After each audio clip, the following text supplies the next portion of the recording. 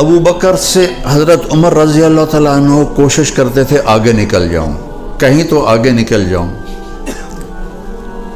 تو اس موقع پر ابو بکر کے گھر میں غربت تھی اور عمر مالدار تھے. کہنے لگے بھائی عمر آج جو تو لے گیا بازی تک لے گیا، پھر تینوں نہیں لبنا ہے موقع.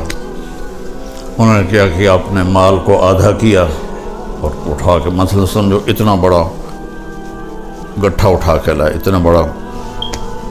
ابو بکر رضی اللہ تعالیٰ عنہ نے چھوٹی سی گٹھڑی اٹھائی ہوئی اور وہ لے کے آئے. اب دونوں مال سامنے پڑے ہوئے ہیں، ایک یہ مثال ہے اتنا ہے، ایک اتنا ہے، تو اندھے کو بھی نظر آ رہا ہے ابو بکر تھوڑا لایا ہے اور عمر زیادہ لایا ہے. اب اگر سوال میرے نبی یہ کرتے عمر کتنا لائے ہو، ابو بکر کتنا لائے ہو، تو ابو بکر ہار گئے تھے اور عمر جیت گئے تھے. اور اللہ سے رسول کو پتہ ہے کہ اصل قصہ کیا ہے.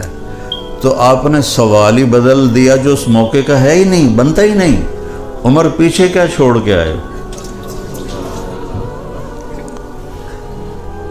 اور کوئی میں مدارس اللہ میرے ذریعے سے چلوا رہا ہے، کوئی ہمیں آ کے چندہ دیتا ہے تو ہم پوچھتے ہیں جی کتنے ہیں.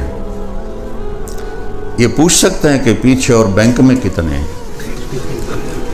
اگر یہ پوچھ لیا جی پیچھے اور کتنے نہ کہ اے ویڈیو میں 2 نمبر ہی کام لگ گیا تو اس دن میں نے فراڈیے لگ دیو.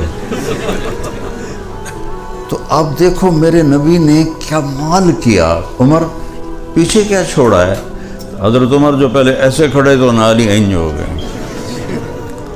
تو ان کو پتہ لگ گیا بھائی میں ہار گیا. کہنے لگے جی آدھا چھوڑ کے آیا ہوں، آدھا لے کے آیا ہوں. ابو بکر تم کیا پیچھے چھوڑ کے آئے ہو؟ کہا جی ترکت اللہ و رسولہ، میں تو اللہ اس کے رسول کو چھوڑ کے آیا ہوں، باقی سارا لے کے آ گیا ہوں. تو عمر کہنے لگے ابو بکر میں تو اس سے آگے نہیں نکل سکتا. یہ بات میری واضح ہو گئی کہ اللہ دیکھنے والا ہے کہ ہم میں خوبصورت عمل کون کرتا ہے.